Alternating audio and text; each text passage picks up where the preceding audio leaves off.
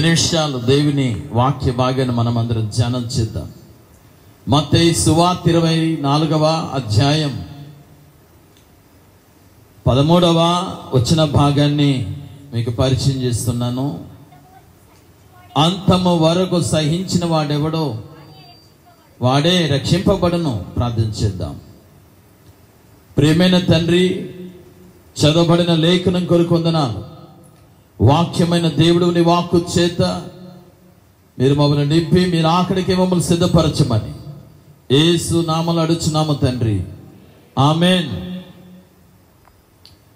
మత్తయి సువార్త 24వ అధ్యాయం అనేకమైనటువంటి రాకడ సంబంధమైనటువంటి విషయాలను యేసు ప్రభువారు ఆయన ఈ యొక్క అధ్యాయ గ్రంథంలో అనేక విషయాలు తెలియపరిచారు. ఎలాగున నీవు అయా మరలా వచ్చినప్పుడు లేక అంతం అనేది ఎలా ఉంటుంది, ఎలాగున జరుగుతుంది అని యేసు ప్రభువారిని శిష్యులు అడిగినప్పుడు అనేకమైన ప్రశ్నలకు జవాబులను ఆయనే తెలియజేస్తూ ఉన్నారు. మీరు చూస్తున్నటువంటి ఈ యొక్క మందిరం అనేది ఒకటి ఉంది.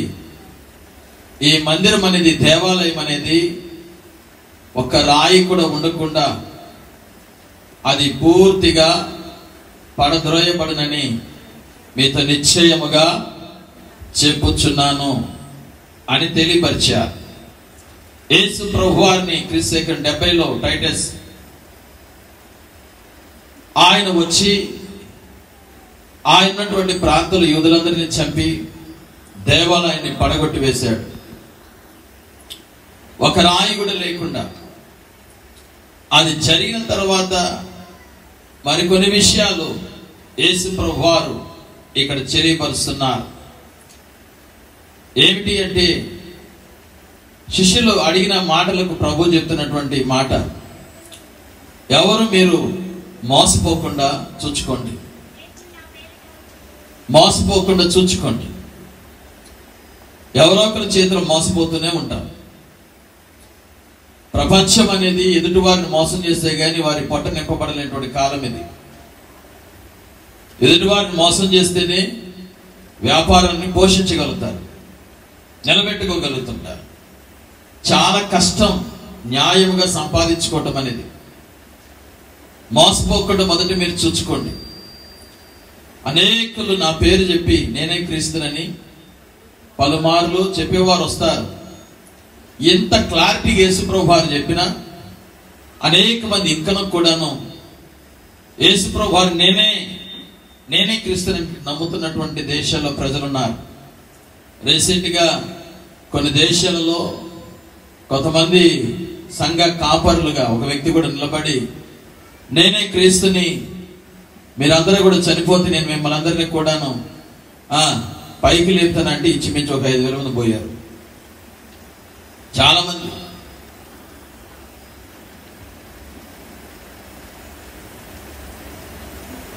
చాలా భయంకరమైనటువంటి దినాలు ఇవి. యేసు ప్రభువు వారు చెప్పారు, మీరు యుద్ధ సమాచారం మీరు వింటారు వినబోదురు అని. అలాగే ఇప్పుడు ప్రపంచం అంతా కూడా ప్రతి దేశం యుద్ధ వాతావరణం కలిగి ఉంది. కొన్ని దేశాలు యుద్ధాలు జరుగుతూ ఉన్నాయి, మీరు వింటున్నారు, మనము చూస్తూ ఉన్నాం.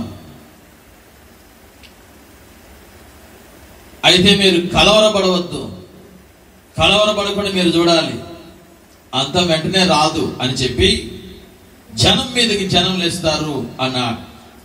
ఏ దేశంలో కూడా నెమ్మది ఉండదు. ప్రతి దేశంలో ఓ ప్రక్కన దేశం ఇతర దేశాలతో పోరాడుతూనే దేశం లోపల జనంలో కలవరాలు ఉన్నాయి. దేశంలో ఉన్నటువంటి జనం మీదకి జనం ఒకరంటే ఒకరు పడదు. గొడవలు ఏ దేశమైనా చూడండి గొడవలతోనే ఉన్నాయి.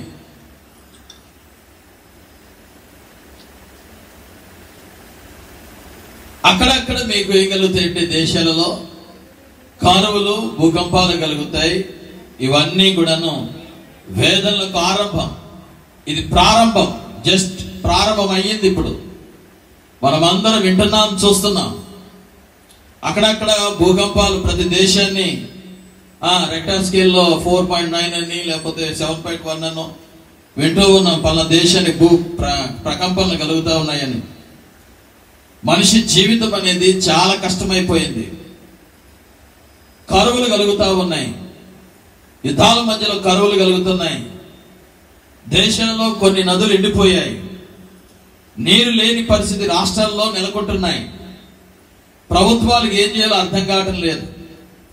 మరొక 2 నెలల్లో ఇంకా ఒక సర్వే, ఆల్రెడీ ఒక వార్త కూడా వస్తూ ఉంది. మరొక గడిచినటువంటి 2019లో వచ్చినటువంటి వైరస్ కంటే బలమైనటువంటి వైరస్ మరలా దేశాన్ని తాకబోతుంది అని. బర్డ్స్ ద్వారా వచ్చేటువంటి ఫ్లూ ఇది. రాబోయేటువంటి 2 నెలల్లో చాలా కష్టం. అందుకనే ఇప్పటికే ముందుగానే పరకలన్నీ రెడీ చేస్తున్నారు, సిద్ధపరిచేస్తున్నారు. స్టార్ట్ అయిపోతుంది. మనిషి జీవన వ్యవస్థ అనేది మీరు అనుకున్నట్లు నేను అనుకున్నట్లు ఇక నడవదు, చాలా కష్టం. ఈ మాట యేసు ప్రభువు చెప్తూ ఇప్పుడు ఒక మాట, బలమైన మాట చెప్పారు. అంతం వరకు సహించి వాడెవడో అట్టి వ్యక్తి రక్షింపబడును. అంతవరకు సహించువాడు ఎవరో. సహనం అనేది చాలా ప్రాముఖ్యం. మనిషికి సహనం అనేది కోల్పోతూ ఉంటారు.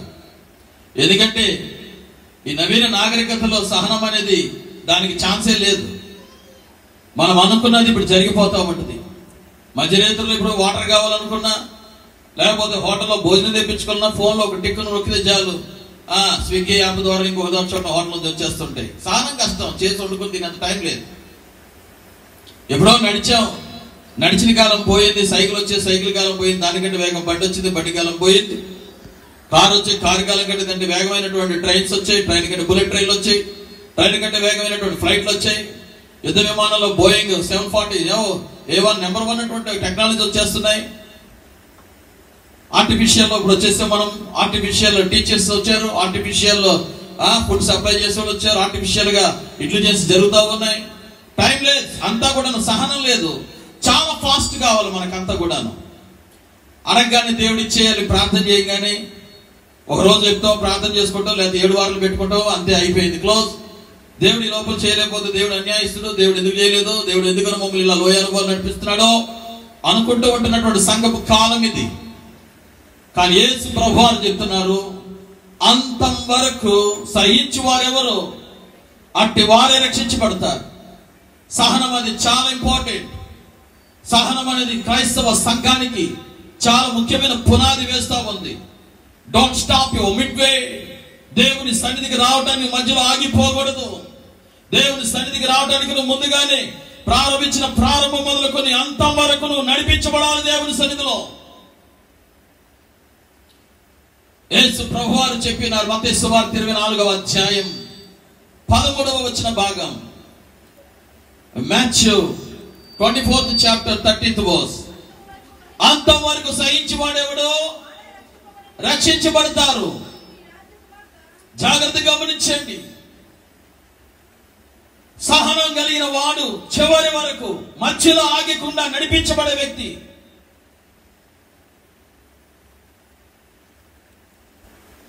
ఎవరైతే ఉంటారో అటు వారు మాత్రమే రక్షించబడతారు.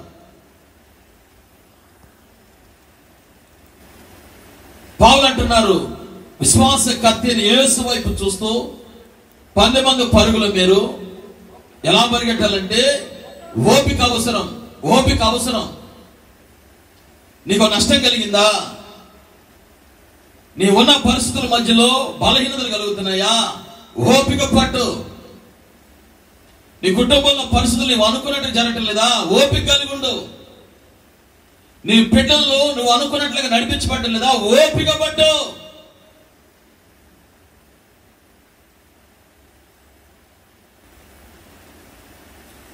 హార్స్ రేస్ ఎప్పుడైనా చూశారు మీరు?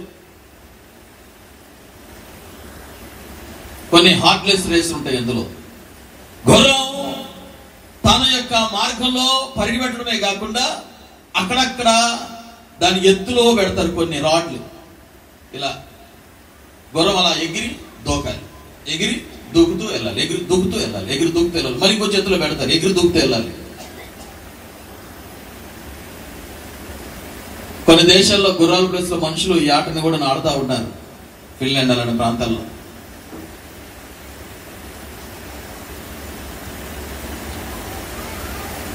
గుర్రానికి గురి పెట్టుకొని దాని ఎత్తు వచ్చినా సరే ఆ ఎత్తుని టక్మనది లేచి దాని గురి చేరు వరకు అది నడిపించబడతా ఉంటుంది. నీ గురి ఏంటో చదువు విషయంలో మీరే గురి కలిగి ఉన్నారు, మీరే విషయంలో ప్రభువుని ఎరిగి ఉన్నారు, ఆ గురిని అంతం వరకు కష్టపడి సహనముతో మీరు ముందు కొనసాగించి నడిపించబడాలి, నిలబడాలి. ఆమేన్ అంటే చెప్పండి. మధ్యలో ఆగిపోతే పరిహాసం అవుతుంది. చెప్పండి, మధ్యలో ఆగిపోతే ఏమైంది? పరిహాసం అయిపోతుంది. దేవుని వాక్యం తెలియజేస్తా ఉంది, ఒకటి ఇల్లు బాగా కట్టి ముగింపు చేయలేకపోతే అందరట ఏం చేస్తారంటే పరిహాసం చేస్తారు మధ్యలో ఆగిపోతే. ఇల్లు ప్రారంభం బాగా కట్టారు, ఫౌండేషన్ వేసి అద్భుతంగా, కొంచెం ముందుకెళ్ళేపాటికి ఇక అయిపోయింది ఇక పరిస్థితి. అది ఆగిపోతే అరే ఆగిపోయింది ఏంటి అనుకోరట జనాలు. మధ్యలో ఆగిపోయినందుకు పరిహాసం చేయబడతారు. అదొక అవమానం.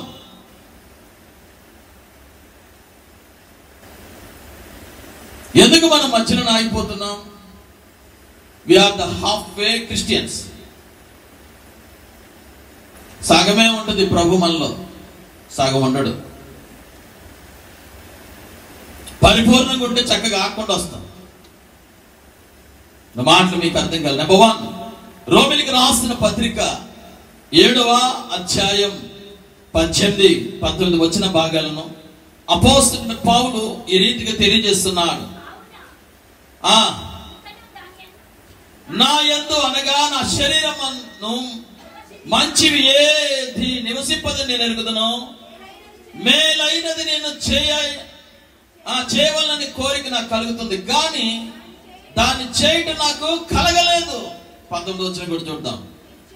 నేను చేయగోరు మేలు చేయక చేయగోరని కీడు చేస్తున్నాను, అయ్యో నేనెంత దౌర్భాగ్యులను అంటాడు 24 వచ్చినకి వచ్చేపాటికి. ఇట్టి మరణములో నేను ఈ శరీరం ఎవరు విడిపించగలుగుతారు? నన్ను ఎవరు విడిపించగలుగుతారు? ప్రొనౌన్స్ సరి చేసుకోండి.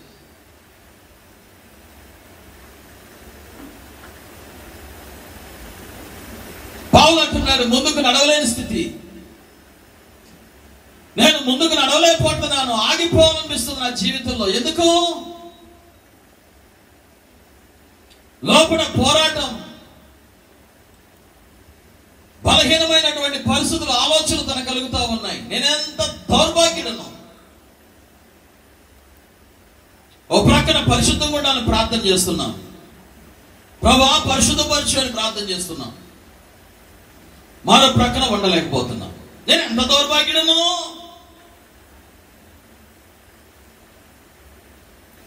ఒక ప్రక్కన నేను ఈ దినం ఇలా ఉండాలి ప్రభా నీ కొరకు అంటున్నాం, మరుసటి గంటలలో ఉండలేకపోతున్నాను. నేను ఎంత దౌర్భాగ్యుడను. దేవుని ఆలోచన ప్రకారం నడవాలనుకుంటున్నాం. ఇప్పుడు మరో గంటలోనే ఏమనిపిస్తుంది అంటే నీ సొంత ఆలోచన చేత నడిపించబడుతున్నావు. ఎంత దౌర్భాగ్యుడను. దేవుని విశ్వాసాన్ని చూసి నడిపించబడాలనుకుంటున్నావు.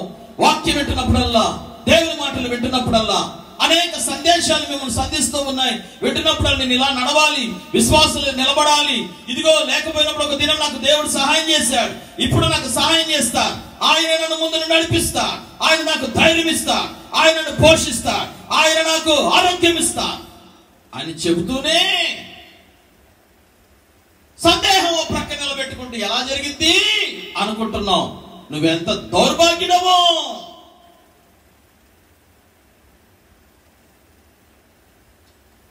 ఓ ప్రక్కన ఆత్మోచ్ఛేద నింపబడాలనుకుంటేనే మరో ప్రక్కన శరీర కార్యాలు వ్యక్తిగత జీవితంలో నెరవేర్చబడాలనుకుంటున్నాం. ఎంత దౌర్భాగ్యం. లవోదికీయ సంఘమా, ఓ సంఘమా ఎలా ఉన్నావో తెలుసా? ఎలా ఉండాలో చెప్తున్నాడు. వెచ్చగానే ఉండు, చల్లగానే ఉండు, నులివెచ్చగా జీవితం వద్దు.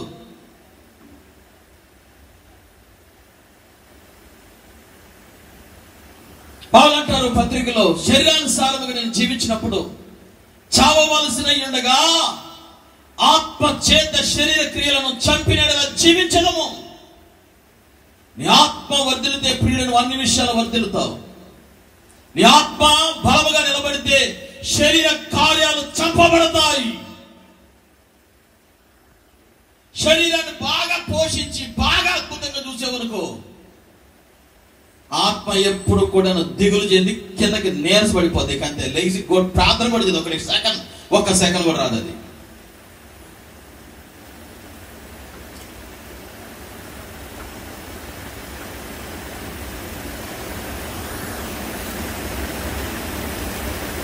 నేను అనుకుంటే ఎవరేం చేయలేరు. శరీరం యొక్క బలం అన్నది, శరీరం యొక్క జ్ఞానం, శరీరం యొక్క ఆలోచన. నా ప్రక్కన అధికారులు ఉన్నారు, మా పక్కన పొలిటికల్ లీడర్స్ ఉన్నారు, మా వాళ్ళు, మా బంధువులు, అబ్బో పల్లవాడు పెద్ద టాపరు, ఎవరేమి చేయరు.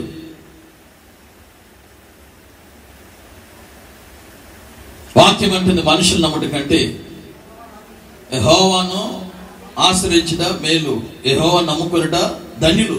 నమ్ముకుని వారు ధన్యులు. బైబిల్ అంటుంది, శక్తి చేతనైనను బలము చేతనైన కాదు కానీ ఆత్మ ద్వారానే ఈ కార్యం జరుగును. దేవుని ఆత్మ ద్వారా కార్యం జరుగుతాయి. హెబ్రీయులకు రాసిన పత్రిక 4వ అధ్యాయం 15, 16 వచ్చిన భాగాలను బైబిల్ తిప్పుదాం. మన ప్రధాన యాజకుడు మన బలహీనతల యందు మనతో సహానుభావము లేనివాడు కాదు గాని సమస్త విషయములో మనవలే ఆయన శోధింపబడినను ఆయన పాపము లేనివాడిగా ఉండెను. మనము కనికరింపబడి సమయోచితమైన సహాయము కొరకు కృపనందునట్లు ధైర్యముతో కృపాసనకు వద్దుము. ధైర్యంతో దేవుని దగ్గర రావాలి. నువ్వు ఎప్పుడైతే నీ శరీరం అది బలము దాల్చుకుని ఆత్మను బలహీనం చేస్తుందో, ఎప్పుడైతే నీ జీవితంలో బలహీనమవుతూ ఉంటామో, ఓటమి పాలవుతూ ఉంటామో, సమస్యల్లో చిక్కుబడిపోయి చిక్కుల్లో నిలబడిపోతుంటున్నావో, మనుషుల వైపు చూడనే వద్దు నువ్వు. అసలు నీ కొరకు నా ప్రధాన యాజకుడు, ఆయన రక్తం కాచి ప్రాణం పెట్టాడు. ఆయన నా కొరకు నీకు కొరకు కృపాసనం ఏర్పాటు చేశాడు. అక్కడ రావటానికి ఆగిపోవద్దు, రా.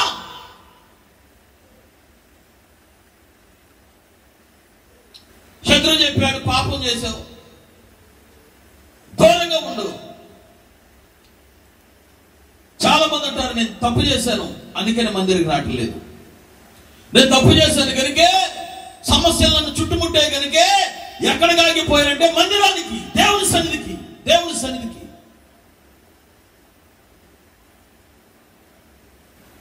ఎవరు చెప్పారు నువ్వు తప్పు చేస్తే దేవుని సన్నిధికి రాకూడదని? దేవుడు అంటున్నాడు, లోకమంతా ఒక వ్యక్తిని ఇతను ఒక పాపి అని పిలుస్తూ అతనికి ఒక బిరుదిచ్చేశాడు. పేరు పక్కకు పోయింది. యేసు అంటున్నాడు, నేను ఈ రోజు నీతోనే ఉండాలనుకుంటున్నాను. చెట్టు దిగిరా, రా, మధ్యలో ఆగబాకు. ప్రయాణం చేసుకుంటూ వచ్చావు, అందరికంటే నువ్వే ముందు పరిగెత్తుకుని వచ్చావు. జక్కయ్య ముందు పరిగెత్తుకుని వచ్చావు, రా.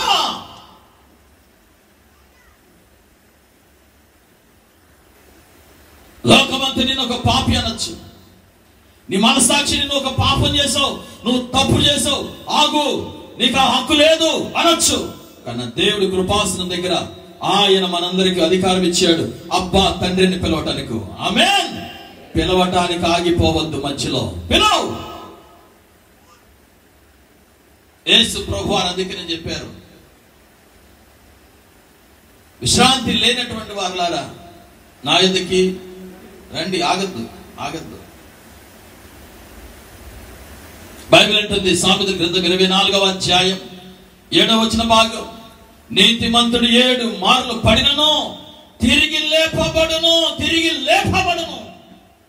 పడిపోయి ఉండడు, లేపబడతాడు.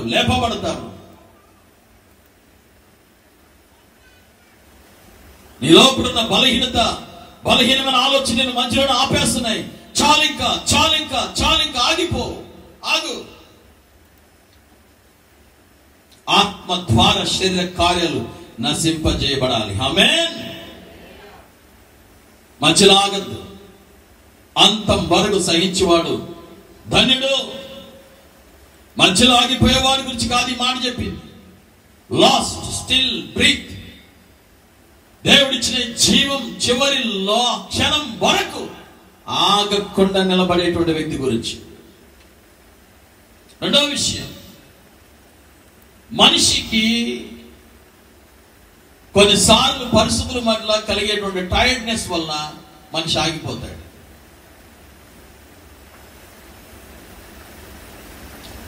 అలసట కలగటం వలన,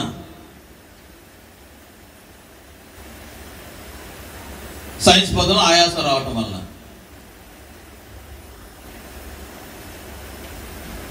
మొదటి రాజుల గ్రంథం 19వ అధ్యాయం 4వ వచన భాగం, తాను ఒక దిన ప్రయాణం అంతయు అరణ్యంలోనికి పోయి ఒక బదిరీ వృక్షము కింద ఆయన కూర్చుండి, మరణాపేక్ష గలవాడే యెహోవా, నా పితరుల కంటే నేను ఎక్కువ వాడని కాను, ఎంత మటుకు చాలు, నా ప్రాణం తీసుకో. బలమైన ప్రవక్తను ఏలియా, ఆయన ప్రార్థిస్తే ఆకాశించి వర్షం కురిపించబడింది. ప్రార్థిస్తే వర్షం ఆగిపోవాలంటే ఆగిపోయింది. ప్రార్థించగా ఆకాశించి అగ్ని కురిపించబడింది. చాలా పౌరుషం గల వ్యక్తి. ఆయన ఇలాగ ప్రార్థన చేస్తున్నాడు, నా ప్రార్థన రిక్వెస్ట్ ఒకసారి తీసుకో, ఇంత మటుకు చాలు, మధ్యలో ఆపే నా ప్రాణాన్ని. ఒకవేళ ఈ పునరుద్ధాన దినమందు ఇలాంటి ఆలోచన కలిగి సంఘాలకు వచ్చావేమో, ఇంతవరకు చాలు, ఈ జీవితం ఇక ముగింపు, నాకు చాలు, ఇక నా ప్రాణాన్ని తీసివే, ఇక చూడలేను, నా కుటుంబంలో ఈ పరిస్థితులు నేను చూడలేను, నా ఆర్థిక పరిస్థితులు నేను చూడలేను, నా యొక్క కుటుంబంలో అసమాధాన్ని చూడలేను, నాకు కలుగుతున్న దుఃఖం మధ్యలో నుంచి అయ్యా ఇక నేను చూడలేను, తట్టుకోలేను, ఇక ఆపేయి.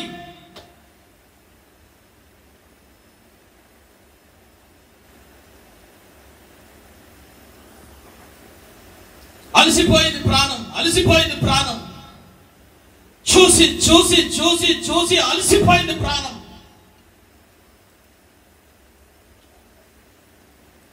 యోనా కూడా ఇలాగనే ప్రార్థన చేస్తారు. 4వ అధ్యాయం 3వ వచనంలో యోనా గారు తెలియజేస్తున్నారు, నేను ఇక బ్రతుకుడి కంటే చచ్చుట మేలు, యెహోవా నన్ను ఇక బ్రతకనీయక చంపుము. యోనా గారు ప్రకటన చేస్తే 1,20,000 మంది రక్షించబడ్డారు. దేవుని వైపు త్రిప్పబడిపోయారు. ఎంత గొప్ప వ్యక్తి అంటున్నాడు, నా ప్రయాణానికి ఆపేసి చాలు. ఒక వ్యక్తి యెజబెలు ప్రకటన చేస్తే రేపటికల్లా నీ ప్రాణం ఉండదని తీయబోతున్నామని, ఆమె చేతిలో కాదు, దేవా నా ప్రాణం తీసివేయని దేవుని సన్నిధిలో మొరపెడుతున్నాడు.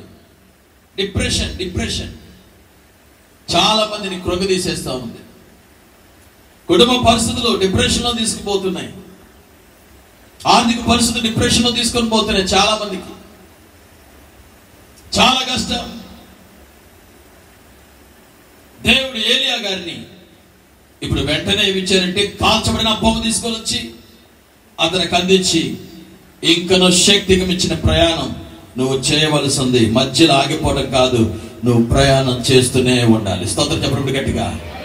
శక్తికి మించిన ప్రయాణం చేయాలి. క్షమించడం శక్తికి మించింది.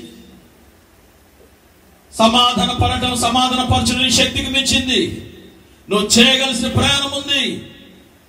ద్వేషించే వారిని, పగబట్టేటువంటి వారిని ప్రేమించడం శక్తికి మించింది. ఇది నువ్వు చేయగలగాలి. చేయి, మధ్యలో ఆగిపోవద్దు. రెండవ పేతురు రాసిన పత్రిక మొదటి అధ్యాయం 19వ వచన భాగం.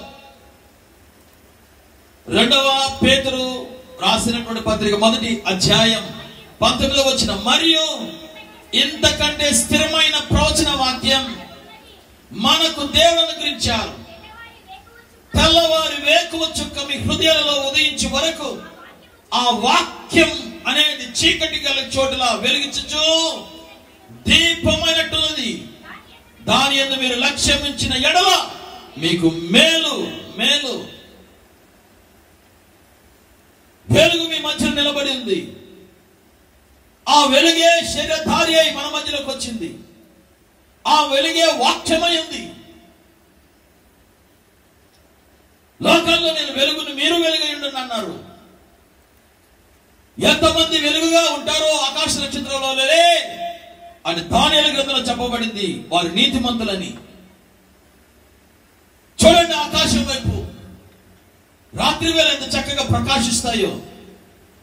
ప్రకాశించే వాటి వైపు కంటే మన కనుదృష్టి ఏది రాలిపోతుందో, ఏది జరుగుతుందో, ఏది రాలిపోతున్నట్టు కనపడేదో ఇది చూస్తూ ఉంటాం. నిలబడి కొన్ని ప్రకాశిస్తూ ఉన్నాయి.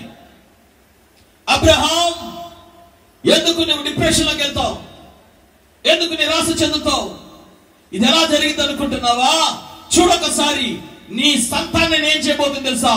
లెక్కించగలిగితే ఒకసారి ఆకాశం వైపు చూచి ఆకాశ నక్షత్రాల వలె నీ సంతానాన్ని చేదును. ప్రకాశించబోతున్నారు నీ తరము. ఆమేన్. ప్రకాశించబోతున్నారు. దేవుని వాక్యం బలహీనతలో నీకు ఏమిస్తుందంటే ప్రకాశమైన వెలుగును అందిస్తుంది, ధైర్యాన్ని ఇస్తుంది. ఇందులో సాక్ష్యం వింటున్నాం. ఏముంది నా దగ్గర, మంచి చేరలేదు అందుకే నేను రాను అంటుంటే ప్రకాశమైన ఒక మాట, మనం దీని కొరకు కాదు యేసు కొరకు నిలబడాలి. స్తోత్రం చెప్పండి గట్టిగా. హల్లెలూయా, ప్రైజ్ గాడ్. మనం ఏం వేసుకొచ్చామో అది చూపించుకోవడానికి కాదు సంఘం. మనమేం కలుగున్నామో అది చూపించడానికి కాదు. ఆత్మశుద్ధి కలిగిన వారమై, ఆత్మాలంకలు కలిగిన వారమై ప్రభు రాకడలో మనం అందరూ ఎత్తబడినట్లుగా సహనము కలిగిన వారమై నడిపించబడాలి. ఆమేన్ అంటే చెప్పండి. థర్డ్ వన్, గలతీయులకు రాసిన పత్రిక 5వ అధ్యాయం 7వ వచన భాగం. ఎందుకు మధ్యలో ఆగిపోతున్నారు? ఎందుకు మధ్యలో ఆగిపోతున్నావు? ప్రశ్న వేసుకో ఒకసారి. నువ్వే ఒక ప్రశ్న, ఆన్సర్ వస్తుంది. ఎందుకు ఆగిపోయావు అంటే చెప్తావు కదా. వాళ్ళని చూచాను, వీళ్ళని చూచాను, వాళ్ళ పరిస్థితి, వీళ్ళ పరిస్థితి, నా ఇంట్లో పరిస్థితి, నా భర్త పరిస్థితి, నా భార్య పరిస్థితి, నా పిల్లల పరిస్థితి, నా ఆర్థిక పరిస్థితి, నన్ను అట్టన్నారు ఇంటన్నారు అందుకే ఆగిపోయానని దేవుడు అంటున్నాడు ఇప్పుడు పౌలు ద్వారా. ఓ గలతీ సంఘమా, ఓ సంఘమా, ఒకప్పుడు మీరు బాగా పరిగెట్టారే, చాలా బాగా పరిగెట్టారు. సత్యానికి విధేయులు కాకుండా మిమ్మల్ని ఎవరు అడ్డగించాను? ఈ ప్రేరేపణ మిమ్మల్ని పిలుచుచున్న వాని వల్ల కలగలేదు. చాలా చక్కగా పరుగు పెట్టారు. కొంచెం పులిసిని పిండి కలిసిందంటే మొత్తం పాడు చేసేస్తుంది. ఏది పులిసిపోయిందో దాన్ని తీసి పారవేయండి.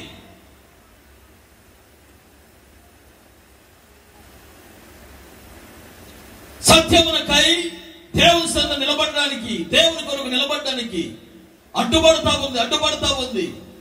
యేసు ప్రభు వారు పుట్టినప్పటి నుండి యేసు ప్రభు వారు చనిపోయి తిరిగి వెళ్ళి ఆయన వెళ్ళిపోయి 2000 సంవత్సరాలు దాటిపోయిన ఇప్పటికీ సత్యానికి ఆటంకం అభ్యంతరం కలుగుతూనే ఉన్నాయి. యేసు ప్రభు వారు చెప్పారు ఆయన మాటలో, మత్తయి సువార్త 18వ అధ్యాయం 6వ వచన భాగం. 18వ అధ్యాయం మత్తయి సువార్త 6వ వచనం. నా యందు విశ్వాసం ఉంచు ఈ చిన్నవారిలో ఒకరిని కూడాను అభ్యంతరపరచు వారెవరో అట్టి వారు మెడకు తిరగటి రాయి కట్టి మిక్కిలి లోతైన సముద్రంలో ముంచి పారేయనన్నాడు. అంతే. అభ్యంతరపరిచావా ఎక్కడ పడాలి? నువ్వు సముద్రంలో పడేయాలి తీసుకుపోయి.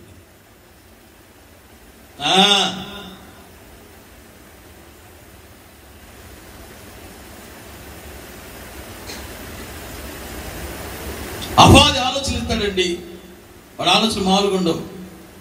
వాళ్ళ దగ్గరికి వెళ్ళబాకు, ఈ ఫంక్షన్కి వెళ్ళబాకు, చర్చిలో అంతా మాట్లాడబాకు, వీళ్ళ దగ్గర పక్కనే మాట్లాడబాకు.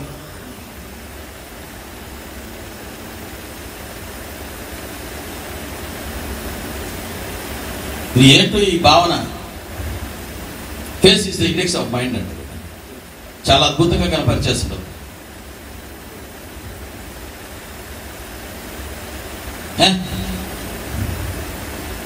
అక్కడికి వెళ్ళబాకు. చివరికి దేవుని సన్నిధిలో ప్రార్థన కూడా అభ్యంతరం. సంఘం ఒక కుటుంబంగా కట్టబడాలి. మీ ప్రార్థన అనేది ఒక గోపురం వలె కట్టబడాలి. కుటుంబాలు అభ్యంతరాలు చెప్పడం అలవాటైపోయింది. దేవుని సన్నిధిలో కూడా అభ్యంతరం చెప్పడం అలవాటైపోయింది.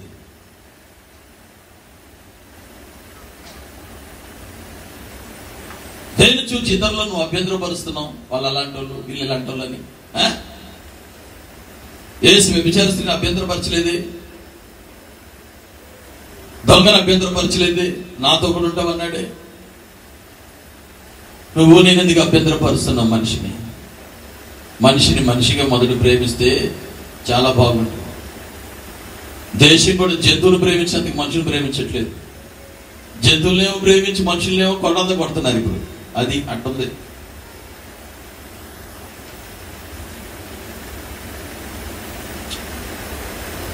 రెండవ తిమోతికి రాసిన పత్రిక 2వ అధ్యాయం 22వ వచన భాగం.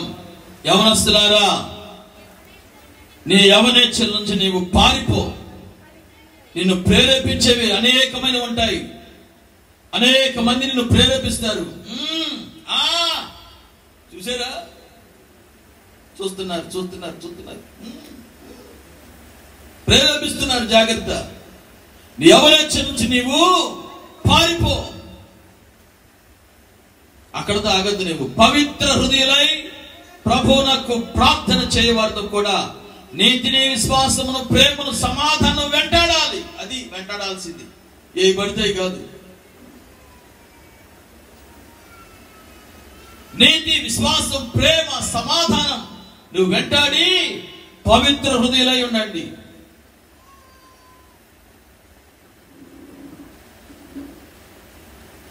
విశ్వాస జీవితంలో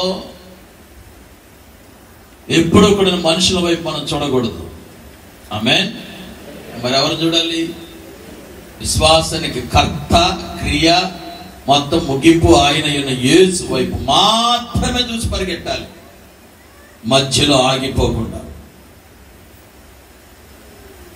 విశ్వాసం అనేది చాలా బలమైంది. ఆదిమ సంఘం విశ్వాసం చేతనే రక్తం కారిపోయి హతసాక్షులైపోయినా, ప్రభు కొరకు హతసాక్షులైపోయి రక్తం ఏరులై పారిన సంఘాలు ఈ దినం అట్టి రక్తం కార్చబడిన పరిస్థితుల మధ్యలో సంఘాలు కట్టబడ్డాయి. ఈ రోజున మనం చాలా చక్కగా కూర్చున్నామంటే ఊరికే రాలేదు. ఇది అనేక మంది విశ్వాసపు అడుగులు వేశారు. ఇబ్బందులు, నిందలు, అవమానాలు వచ్చిన మాకెందుకు నింద, మాకెందుకు అవమానం అని వెళ్ళిపోలేదు. మధ్యలో ఆగిపోకుండా ప్రారంభించిన వారి ప్రయాణాన్ని కొనసాగిస్తూ నడిచారు.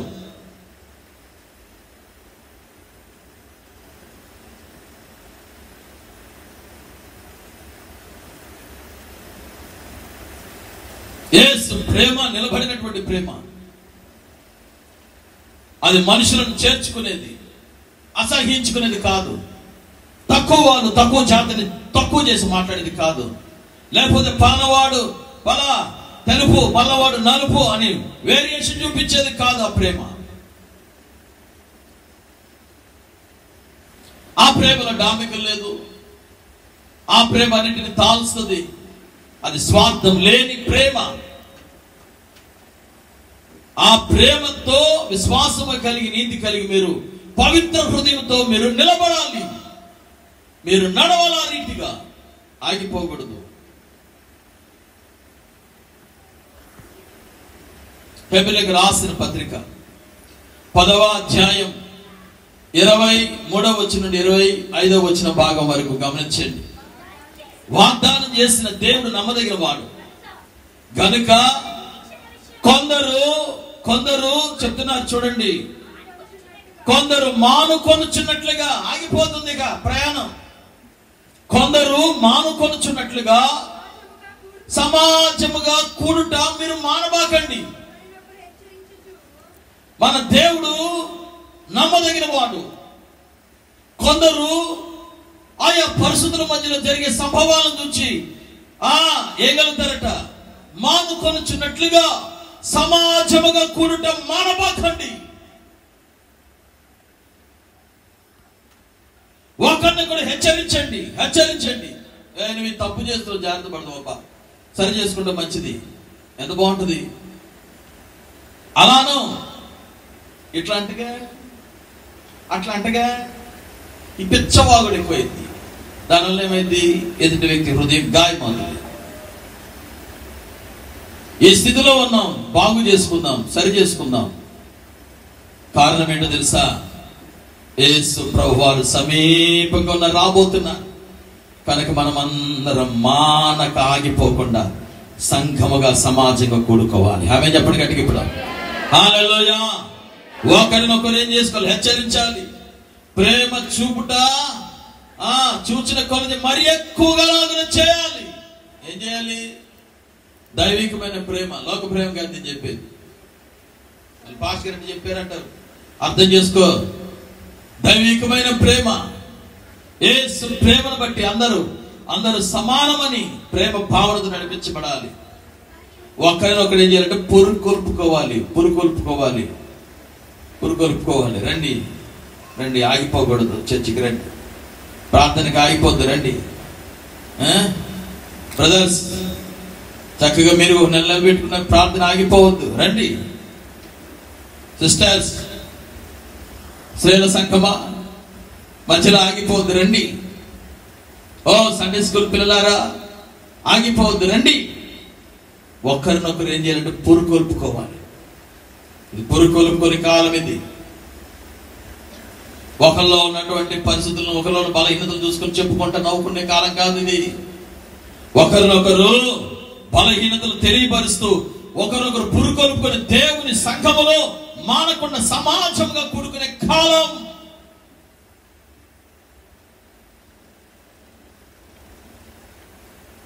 పురుకొల్పుకోవాలంటే ఎవరు చూడాలంటే ఇప్పుడు మనుషులు కాదు నువ్వు చూడాల్సింది. ఎవరు చూడాలి? అందుకు కూడా యేసునే చూడాలి. విశ్వాసంలో, ప్రేమలో, నీతిలో, పరిశుద్ధతలో ఉన్నటువంటి ఆయన చూడాలి. యేసు వైపు చూడు. లోకములో ఉన్న చీకటి వైపుకు నువ్వు నడిపించబడలేవు, వెలుగులో నిలబడతావు. యేసు వైపు చూడు. ఆయనలో ఏ మాత్రం కూడాను చీకటి లేదు, వెలుగు కలిగిన వాడు.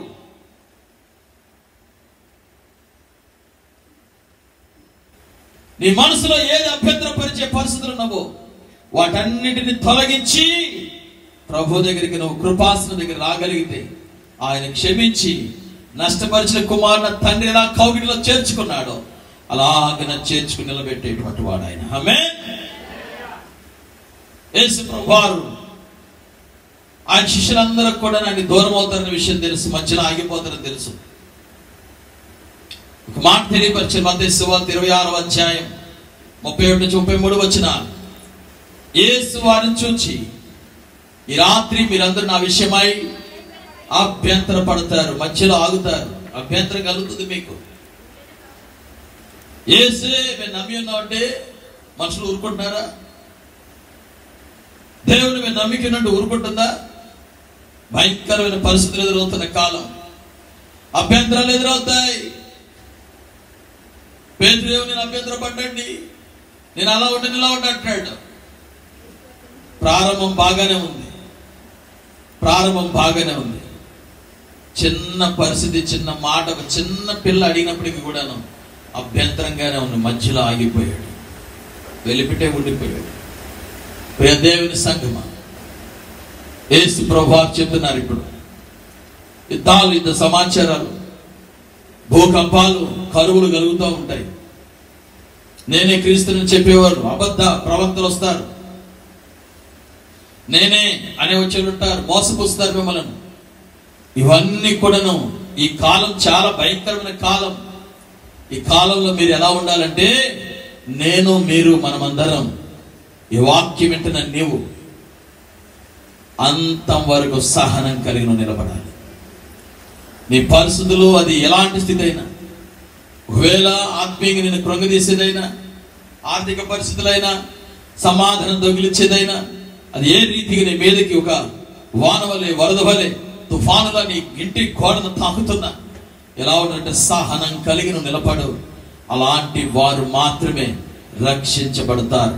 నోవాహు కాలంలో పరిస్థితులు ఎలాగున్నవో అలాగే మనిషి కుమారుడు వచ్చినప్పుడు కాలం అలాగే ఉంటుంది. నోవాహు కుమారుడు సహనంతో ఎలా నిలబడి ఉన్నాడు, తన కుటుంబం ఎలా రక్షించబడిందో అలాగే నీతిమంతులు రెప్పపాట్లను ఎదుర్కొనబోతున్నాం. ఆమేన్. ప్రార్థన చేద్దాం అందరికి కూడా. యేసు ప్రభువారు 2000 సంవత్సరాలకు మునిపి మన కొరకు భూమి మీద కరుణించబడ్డారు. మన నిమిత్తమై మన పాపములు విడిపించబడ్డాకై రక్తం కార్చి ప్రాణం పెట్టి ప్రారంభించిన ఆ ప్రేమ, దేవుడు లోకాన్ని ఎంతో ప్రేమించాడు. దేవుడు లోకం ఎంతో ప్రేమించాడు. ఎంత అంటే అంతం వరకు ఆయన ప్రేమించాడు. లాస్ట్ స్టిల్ బ్రీత్, చివరి ముగింపు వరకు ఆ సహనం ఆగిపోలేదు, ఆ ప్రేమ ఆగిపోలేదు, కొనసాగించబడింది.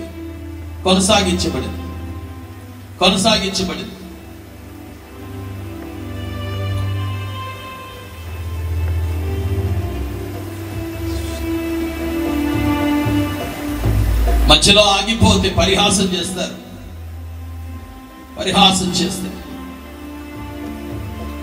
ఆత్మీయంగా ఆగిపోతే పరిహాసం. అది మేలైన చేయగోరి కూడా నేను కలుగుతుంది కానీ చేయలేకపోతున్నా.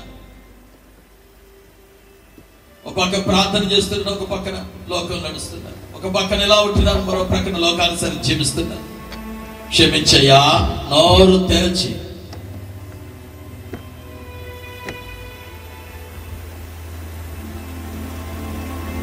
ఆత్మలో ఎదుగుదాం, శరీర కార్యం నశింపజేద్దాం.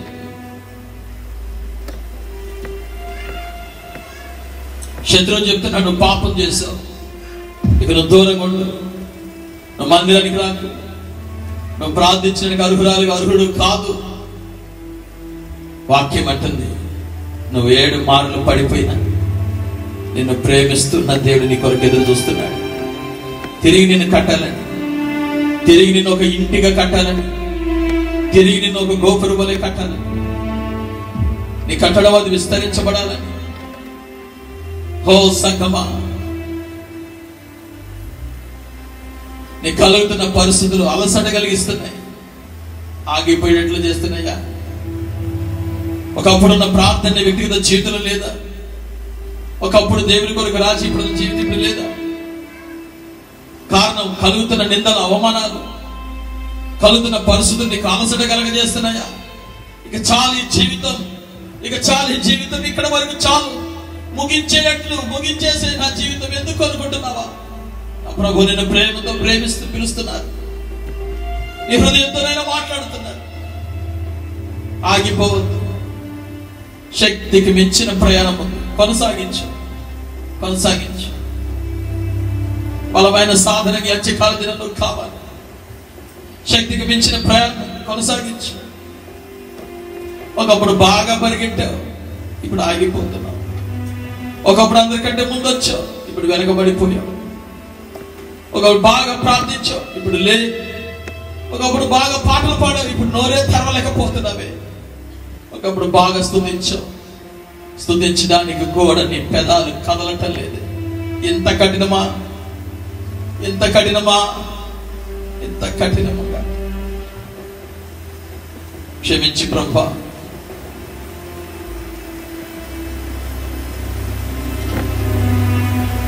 ఇదిగో దేవా నా జీవితం, ఆపాదమస్తకం నీకంకితం.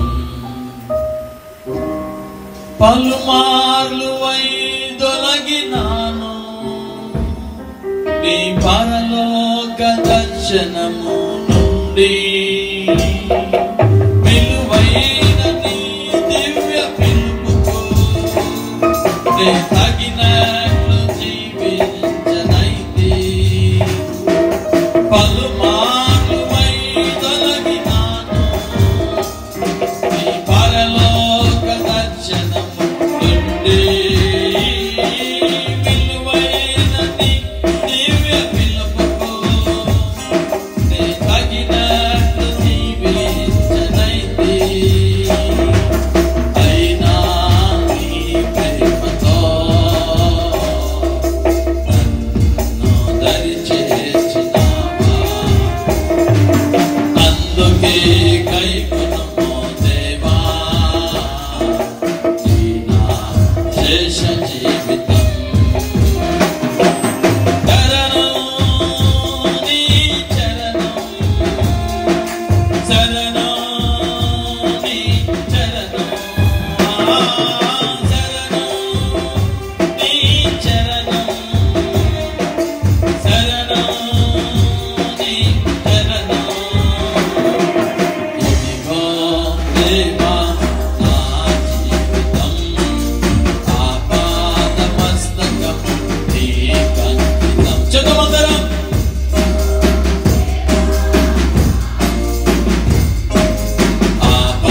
ఆపాదమస్తకం నీకంకితం. పలుమార్లు వైదొలగినాను నీ పరలోక దర్శనము నుండి, విలువైన నీ దివ్య పిలుపుకు నే తగినట్లు జీవించనైతి. అయినా నీ ప్రేమతో నన్ను దరి చేర్చినావా, అందుకే కైకొనుము దేవా నా శేష జీవితం. ఇదిగో దేవా నా జీవితం,